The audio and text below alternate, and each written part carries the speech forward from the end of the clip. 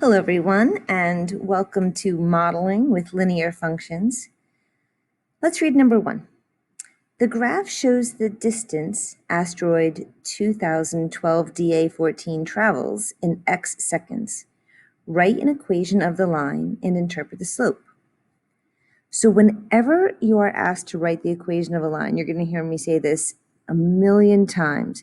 When you're asked to write an equation of a line, you should be thinking y is equal to m times x minus x1 plus y1. You need two things to write the equation of a line. You need slope and you need a point. If you have slope and any point, you can write the equation of the line. So I see a point. They've given us 5, 24, and I would say we also have 0, 0. Does it look like it goes through any other point? Not quite. So it doesn't give me the slope, but I can calculate the slope using the 2 points that I know. So 5, 24 and 0, 0. Slope is 24 minus 0 over 5 minus 0, 24 over 5. Now, it doesn't matter which of the 2 points you pick when you put it in the equation. So as often as possible, I pick the easier one, which in this case is x minus 0 plus 0, which means the equation of the line is just y is equal to 24 over 5x. It says to interpret the slope. So the slope is easy to calculate because it's the change in y. So that little triangle symbol means change. It's the change in y over the change in x. So you figured out that it went from 0 to 24. It went 24 units in the same time that it went 5 units. So if you add the units to that, then this was in miles, then this was in seconds, and that gives you a huge clue as to what it actually means. That means that every 5 seconds, the asteroid traveled 24 miles.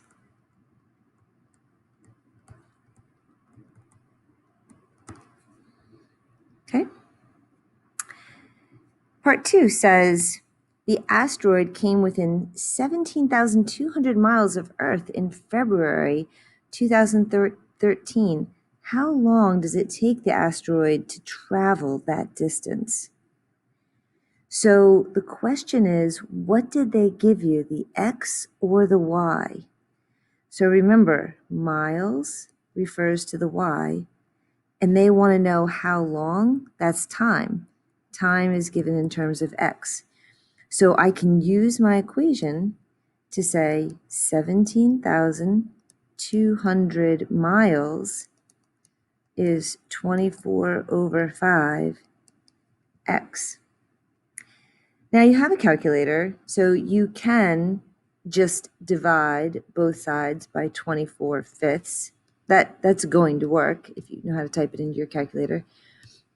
But in case you're doing an easier problem that you're not going to pull out your calculator anyway, then you should multiply both sides by the reciprocal.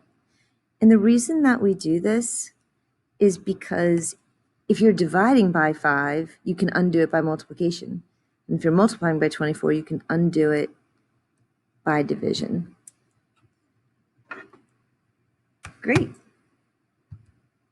So I'm just going to multiply that out real quick. 17,200.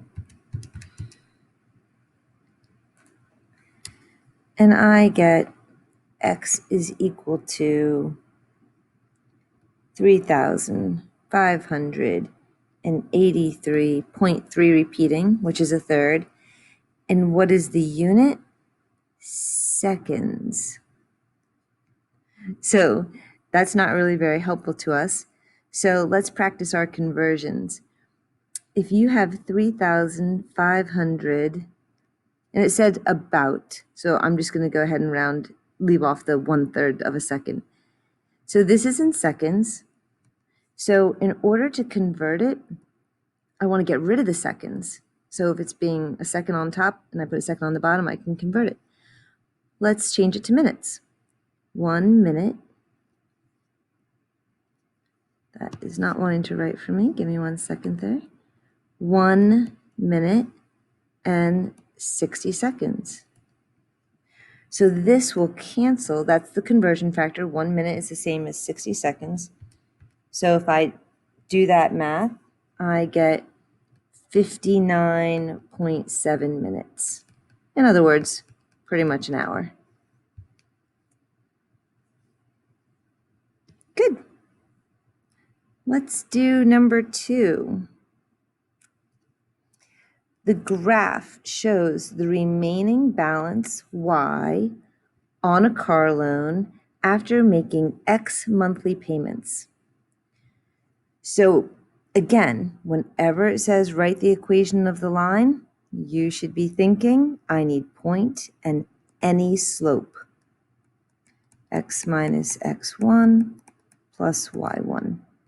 They don't tell me the slope, but they did give me 2 points. So I can use those 2 points, 0, 18, and after 10 payments, they only owed $15,000. Notice this is in thousands of dollars. So at 0 months, they still owed $18,000, or 0 payments, they owed $18,000. After 10 payments, they owed $15,000. So let's do that slope. 18 minus 15 over 0 minus 10 is 3 over negative 10, or I started to write equal to, but or you can do it either way, negative 0.3. And it should make sense that it's a negative slope because it's going down. Now, whichever number you put here, the 0, 18, or the 10, 15, both are correct. I usually pick the 0 when I can because it's easier. Y is equal to negative 3/10 x plus 18. Writing the equation of a line is as simple as using this formula and filling it in. But now we have to interpret it. So again, the best way to interpret it is to add the units. The top number is the delta y. It always goes with the y. And the y in this case is dollars. And the bottom number is number of payments. Number of payments. So now you have to remember that it's actually $3,000.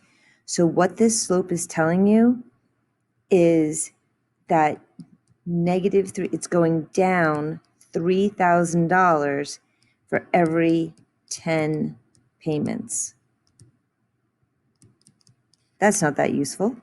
So we can switch it to $300 for every 1 payment. And now it is something that's useful. You can say, oh, every payment, your balance goes down by $300. So this was an extremely useful number. What is the next thing? Oh, and the y-intercept. So it's starting at 18. So the y-intercept is 0, 18. And what does that mean? It means if there are 0 payments, so before you've even made your first payment, the balance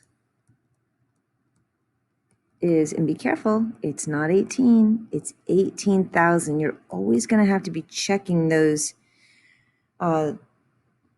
labels on the side to make sure that you're reading it correctly. So this is the equation, and what it means is that every payment is $300. So it's going down the negative by $300 for every 1 payment. And the y-intercept means that at 0 payments, your balance is 18,000. What is the remaining balance after 36 payments? I can use my formula. Y is equal to -3/10 x plus 18. And which one do they want? They want the remaining balance. Well, the balance is the y. So they want the y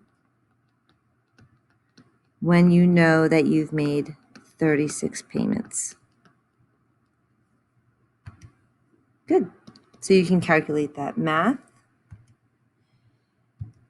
-0.3 times 36 plus 18 is going to give you 7.2.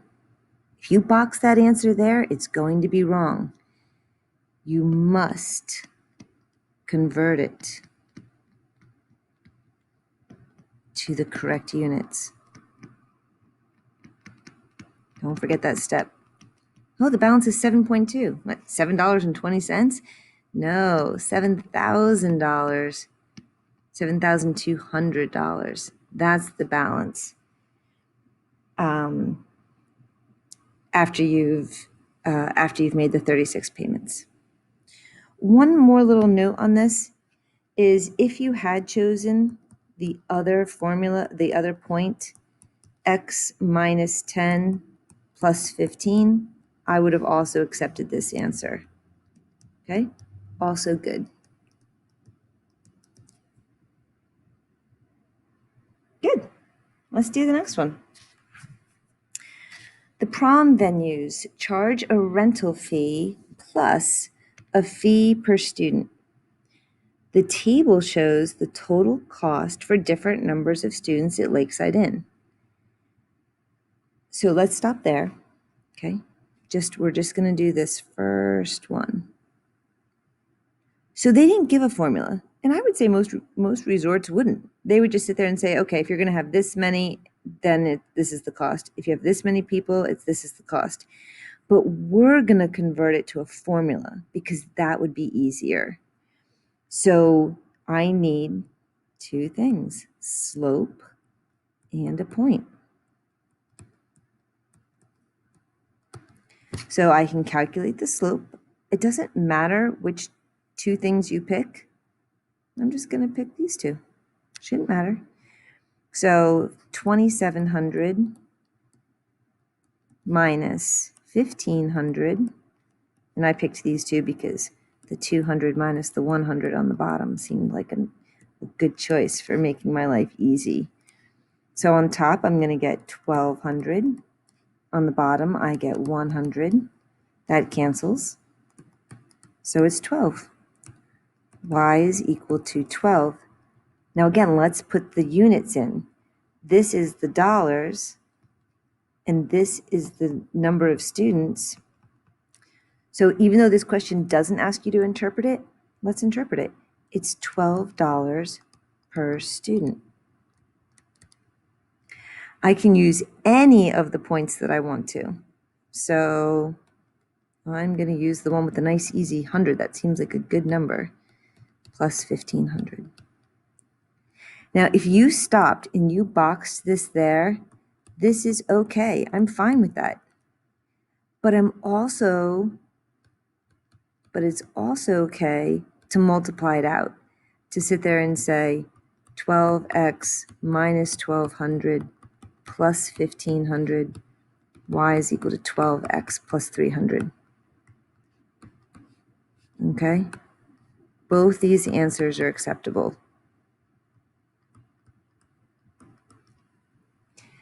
So now we're going to compare that. There's another place where their prom is considering having their venue, and that is at the Sunview Resort. And they actually give an equation. So y is equal to 10x plus 600. This is where it really pays to understand the difference between the meaning of the y-intercept, the meaning of the slope. This is, again, in dollars, and x is the student. This slope is $10 per student. Now, let's think about the difference between the 300 and the 600. On the 300, this means that if you start with no students, it's going to be $300. That's kind of their base price. So if you have a very small school, you start with 300, you put 100 kids in there, this probably isn't going to be that high. This one starts off at $600. That is significantly more money. But if you're going to have a lot of students, let's say you go to a school with 1,000 kids, you're not going to want to pay $12 per kid. You're going to want to pay $10 per kid. The question is, which one is, what's the break-even number? At what point does it actually not matter which one you use? You can figure that out by solving these together. So at some point, the cost, 12x plus 300, is equal to the cost at Sunview, 10x plus 600. So I'm going to do both steps at the same time. We are in Algebra 2 now, and you are in honors. So I'm going to do everything at once. This becomes 2x. This cancels. This cancels. This side becomes 300. X is equal to 150. So what that means, this is better if you have less than 150 kids, which would be south. Because that extra $2 per kid isn't really going to make that big of a difference. So if you have less than 150 kids, you want that lower initial rental fee. But if you have more than 150 kids, you're not going to want to pay 12 per kid. That 600 is going to be washed out. So this is better if you have more than 150 kids. And if you have exactly 150 kids, you should go where you want. And in case you missed the answer to this question, it says, which venue charges less per student? So per student, it is Sunview. But there is a point at which one is better than the other, and there is something that we call a break even. This is where they have the same cost.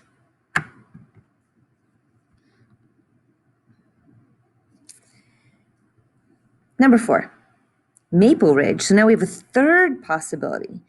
Maple Ridge charges a rental fee plus a $10 per student fee. The total cost is $1,900 for 140. So we know part of this equation.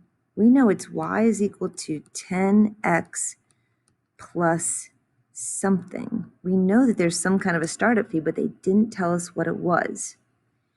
So they gave us a number instead that we can plug in. You know that at $1,900, it's going to be 140 students, or 140 students is going to be $1,900. You can use that to work backwards and find that question mark. Now, we're actually not going to use a question mark. We're going to use a variable. Let's pick, I don't know, P for the price of the startup. So I get 1,900 is equal to 1,400 plus P. Subtract 1,400 from both sides. P is equal to 500. So Maple Ridge's equation is y is equal to 10x plus 500. You'll remember from the last page that Sunview's was y is equal to 10x plus 600, and Lakeside was 12x, but only plus 300. So we found the point at which Lakeside and Sunview was the same, which was 150 kids. But if you're going to bring in Maple Ridge, you're not going to consider Sunview at all anymore, because Maple Ridge has the same price per student, but a smaller initial fee just to rent it. So now the question is, now which one should you do? is Lakeside better than Maple Ridge? How many kids is it going to take? It's not still going to be 150. So if I were you, I would pause the video. I would see if you can figure out how to find that. Describe the number of students that must attend for the total cost at Maple Ridge to be less than the total cost at Lakeside. And it says and Sunview, but Sunview is clearly always going to be less. Always less. So figure out how many kids it's going to be. I, of course, will continue on the video. The answer is to set them equal to each other. So 10x plus 500, but hopefully you paused it. You're just skipping ahead to the answer. 2x is equal to 200. X is equal to 100. So 100 students.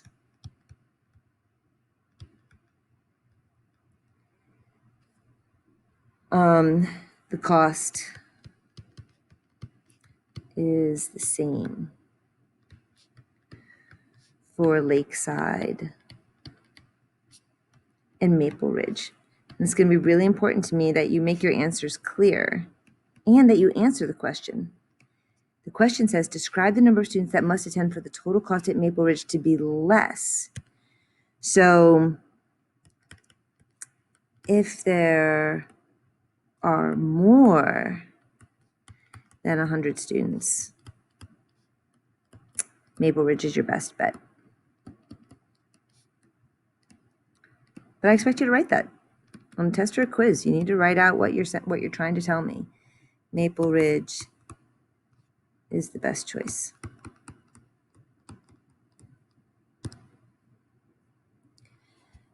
Great. The next section is called line of fit. It's something probably very new to you. So I'm just gonna jump right into the example because I think that'll be the best way to explain it. So go ahead and plot those points. I'm gonna do it silently while you plot them.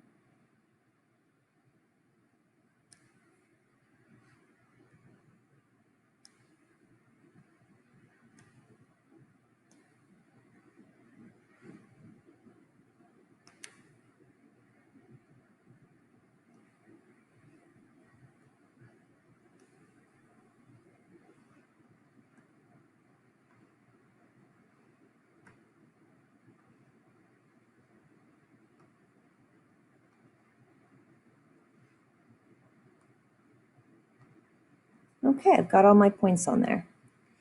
So in the real world, when people are doing experiments, even if something follows a linear relationship, in an experiment, there's almost always human error, and the data doesn't come out exactly like you want it to. So we make what we call a line of best fit that says, well, I can generally see how the line should have gone. If I can actually draw a line, then I can extrapolate the data and do whatever research I'm trying to do. So we're going to draw a line.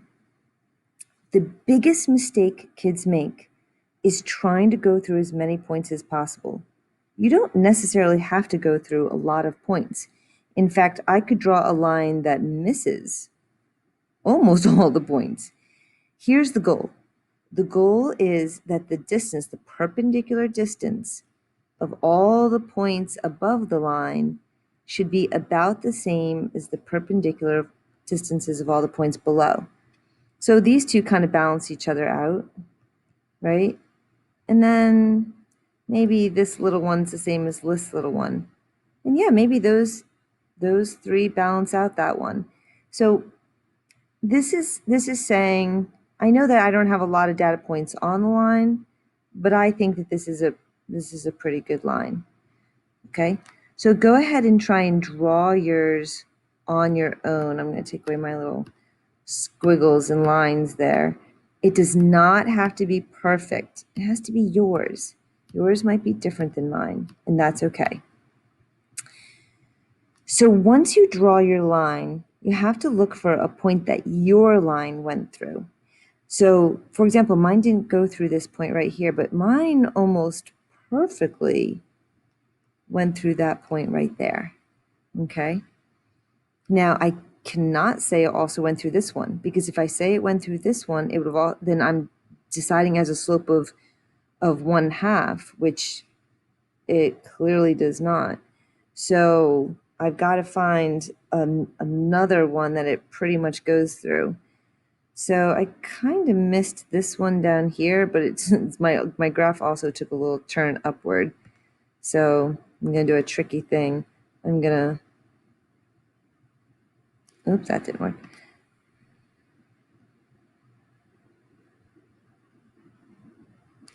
I'm going to make it a little thicker. I still have a little wobble there, don't I? And then I'm going to just sit there and say it definitely went through that point for sure. Missed that one, missed that one, missed that one. Kind of like that it went through that. It's just a little bit high on that one. So it doesn't matter to me which 2 points you pick. You got to pick the two that you, actually it kind of looks like it went through that one, doesn't it? Yeah, I'm going to use those two. Okay, so that is the point 7, 8. Now 7, 8 is definitely not on the data. It doesn't need to be. It needs to be on your line. This is for some reason a really hard part for kids. And this is 4, 4, which is also not one of the points. But the line that I drew that I think best describes the data, these are 2 points on my line. So I'm going to find the equation of my line. So what 2 things do I need to write the equation of a line? Are you sick of this yet? I'm going to drill this into your head. You need any point and the slope. So for me, the slope is 8 minus 4 over 7 minus 4. My slope is 4/3. And that does not sound right. That is not that steep. Oh, that's why. That's a 6 right there. Okay, so good thing to always be thinking. So this is the point 7, 6, not 7, 8. And I don't know if you noticed what just happened. I looked at it and I said, a slope of 1 1/3. It's just not that steep. Always be thinking about your answer. So this is 7, 6. So 6 minus 4 over 7 minus 4 is 2/3. Does it look like it could be 2/3? Yeah, up 2 and over 3. I didn't even really need to use the formula. I could have just counted. So I'm going to pick either point. I guess I'm going to pick the 4, 4. Then I can't worry about getting them backwards. That's my equation. Okay? Your equation might be different. But you should have a slope that's fractional. It's not that steep line unless you made your steep. So let's just go back. I want to kind of save it. Let's just say that you didn't draw your line like that. Maybe you thought the line was steeper. I don't care if you drew the line perfectly. I want your line. That's the main thing. Okay, so that's the line that I got. Now I'm going to show you how to do it on your graphing calculator, and your graphing calculator will find the perfect line. For this next section of notes, line of fit, I'm not going to have the notes up on the screen. You'll have to follow along on your own. But instead, I'm going to have my graphing calculator up. Make sure that you get yours out too. This is a really great lesson to have on a video. I bet at least half the class watches this section more than once. This is a little bit tricky, especially since you haven't had a lot of experience with the graphing calculator. But we're going to do this type of problem all year and next year, so we'll use it. So under line of best fit is a model that fits data. So your calculator can find this for you. It's really cool how it does it. So the first step is to create a scatter plot. So the button you're going to push is stat. Remember, it's going to turn red when I push it. It'll help you follow it. And then you're going to hit edit because you want to edit the lists that are in there. Now your calculator might be brand new and it might not have anything in there. And that's great. If it does, just go up to L1 and hit clear enter. Go up and over to list 2 and hit clear, enter, and then enter the list that's given on your paper. So you can see X is 0, it counts in order, 1, 2, 3, 4, 5, 6, 7, 8, 9. And then I go over to the Y column, 2, 3. I'll just do it quietly.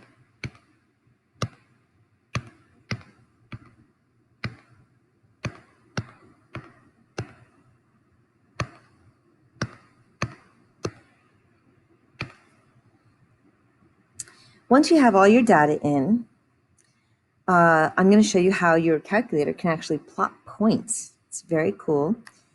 It's up here where the Y is equal to, but we actually want to plot the stats. Think about it. We push the stat button to put the list in. Now we want to take the stats and plot them. So you're going to hit second, Y is equal to, and you have to turn the plots on. So I'm going to hit enter to enter plot 1. We're not going to use plots 2 or 3. We'll just stick with plot 1. And it toggles on. So right now off is highlighted. If I hit enter, then on will be highlighted. And the rest of it you shouldn't really need to touch. If you would like to change the mark, they're going to come out as squares, but if you want to see little pluses or solid squares or dots, you can do whatever you want to. So there's a little freedom for you. All right. So now, before you even leave this screen, you can go to the button that says graph, and there they are. Now, as you can see, they have a pattern. They look like they could go in order, but we're actually going to find the line of best fit. So I know we did it by hand a few minutes ago. This section is to show you how your calculator could do it, which is very cool. So I'm going to go back to stat, and I want it to do a calculation. So I'm going to go over to calculate, and I wanted to make a line. Does anything look familiar? Hopefully number 4. So the reg stands for the word regression. That means it's going to take the data, it's going to regress it, it's going to find the line of best fit. So I go down to linear regression. I hit enter, and it's going to say, am I using list 1? Yes. Am I using list 2? Yes. Don't worry about the other things. And calculate. So it's still your job to make it into an actual equation of a line. So, oh, that didn't work. I was hoping I could write on it. So you're just going to have to listen because it didn't let me write. So y is equal to a, and you can round. Remember, in this class, always 3 places. Y is equal to 0.527x plus b. Y, and I'm actually going to write it down on my piece of paper so that I have it, and I'm going to show it to you next. 1.927. So here's the cool part. Now I'm going to go to y is equal to, and I'm actually going to graph that line that we just figured out. 0.527, remember your X key is next to the alpha button, plus 1.927. So they gave me the pieces, but it's your job to put it together into an actual equation. And now when I hit graph, are you ready? This is going to be so cool. Look, it drew the line of best fit. It's saying, I think this is the line of best fit. Now we did it by hand a few minutes ago, so I don't know how accurate yours was as an individual, if your slope was around 0.5 or if your B was around 2. But this is a calculator finding the exact perfect line of best fit. Now, just because it did the best job it could, obviously not every point's on the line. So we have something called a correlation factor, which is not on my calculator and probably isn't on yours. So I'm going to show you how to add that. So let's get out of this screen. Let's do second quit. And now I'm going to go to the word catalog. It's above the 0. So do second catalog.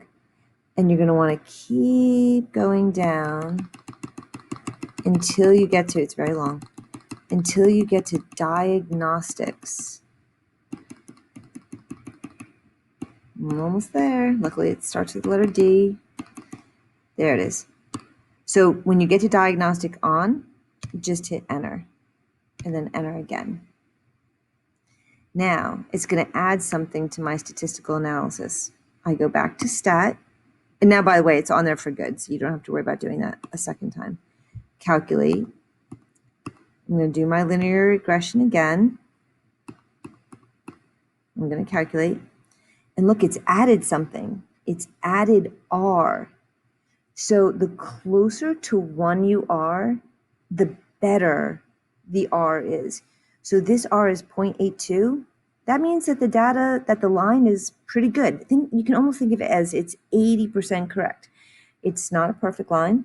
You can see that from the graph, but it's a pretty good graph, and they gave you a correlation of 0.8.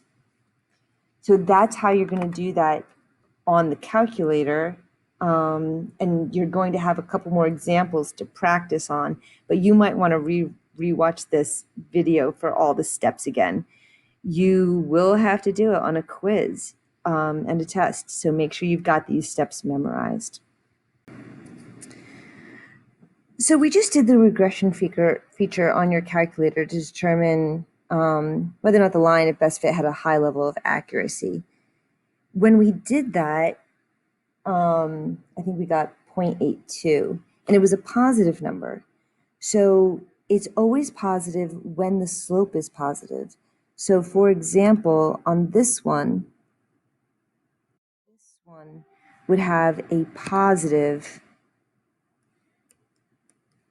correlation.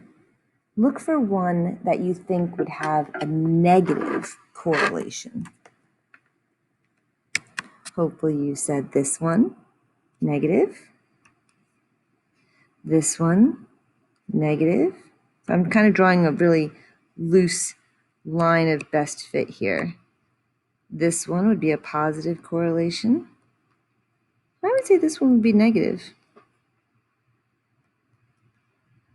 But this one, you could have said positive, but I'd be just inclined to say none, that it had no correlation.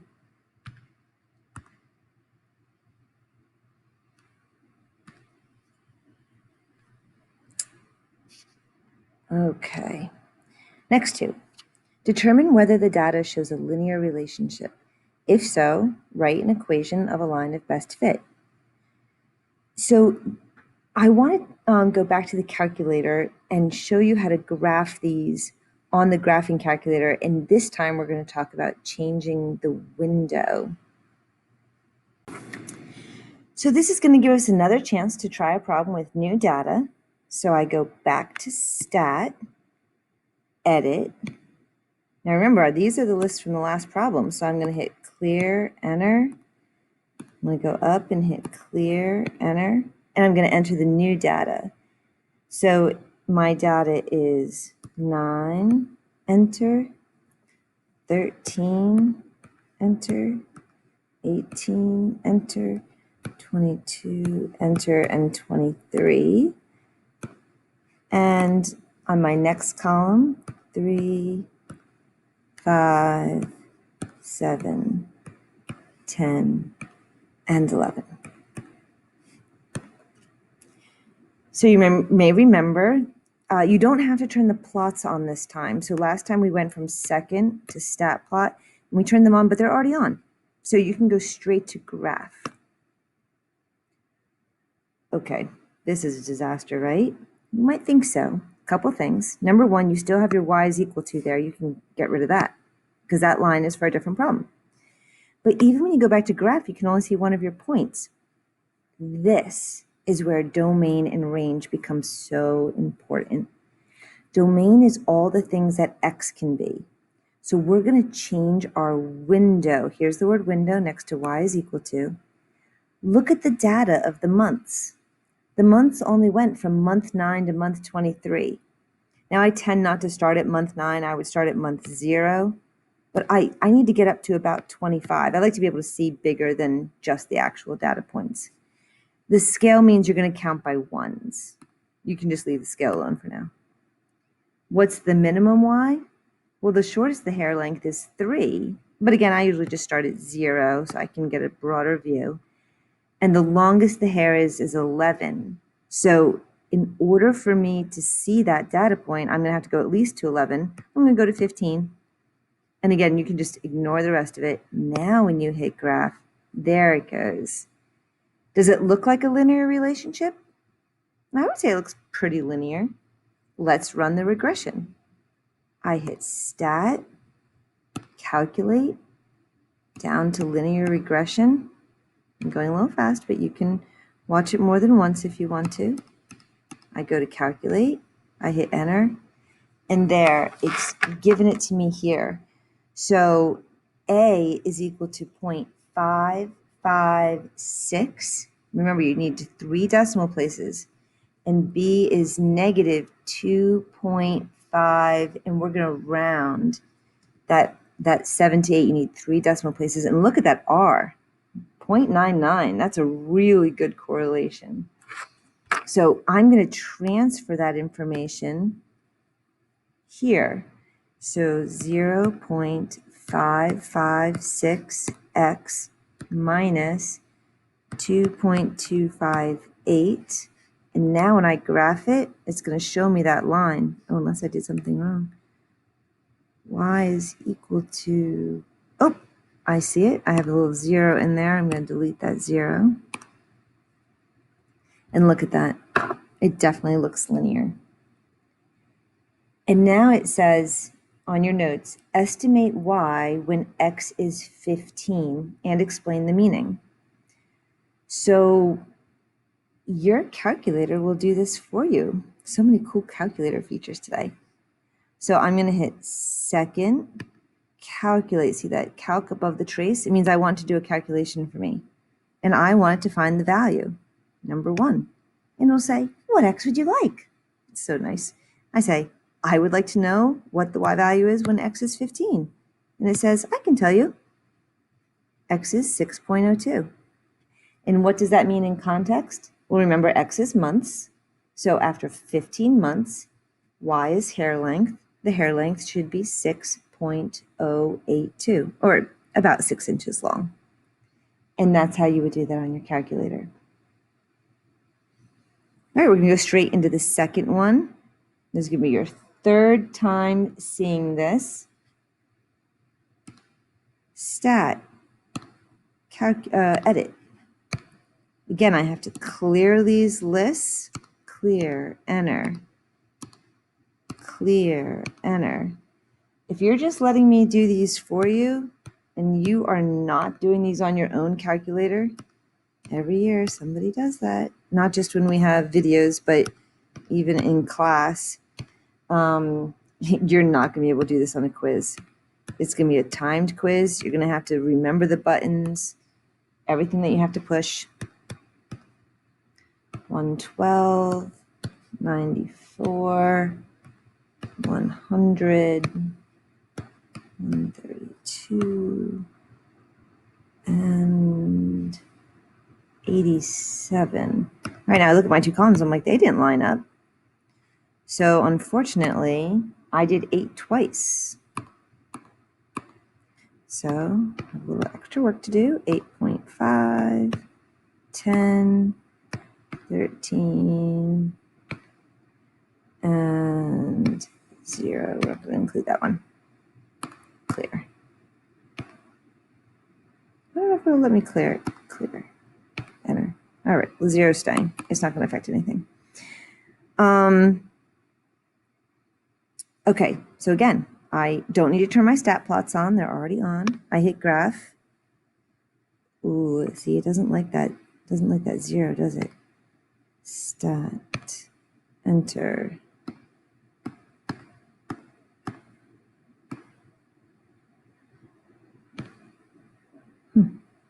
I don't know how to get rid of that 0.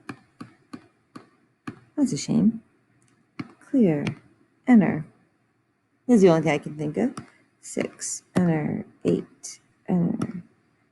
8.5. Enter. Sorry, you can skip ahead if you're tired of waiting for me. Okay. So I hit graph. Oh, that's the line from last time. I didn't ask it to make a line yet. Remember, you got to get rid of that line. And you might be thinking, where are my plots? You always have to think about the window. Look at your X data. It goes from 6 to 13. Oh, that should be good, right? We went from 0 to 25. Now, if you want, you can shorten that a little bit. You only have to get up to 13, so you might stop at 15. But here's the problem. The Y values go all the way up to, the highest one is 132. So you probably should go up to 150 to make sure you can see it. And sure enough, there they are. Ooh, that's not going to make a good line, is it? That looks completely uncorrelated. What are we looking at? Oh, shoe size and heart rate? No correlation whatsoever. Okay, your shoe size has nothing to do with your heart rate. But just in case you weren't paying attention and you went ahead and did the calculation, stat, calculate, linear regression. It did it. It came up with an equation, but look at that R value. It gave it a negative correlation, and it's only about, 28% correct. It knows that it's wrong. So that's how you change the window, and hopefully you've gotten a little bit better at your graphing calculus. All right, so let's move on to our last example, the word problem application. The table shows the femur lengths in centimeters and heights in centimeters of several people. Do the data show a linear relationship? So I'm actually not going to make you watch me type this into your calculator. You are probably so much faster, but you should pause the video. This is really your last chance to practice this before your quiz. So pause the video and then put it into your calculator and see if you can get this answer. It should be y is equal to 2.604x plus 64.997. Your window for your x would be, maybe from 0 up to, I see it goes up to 50.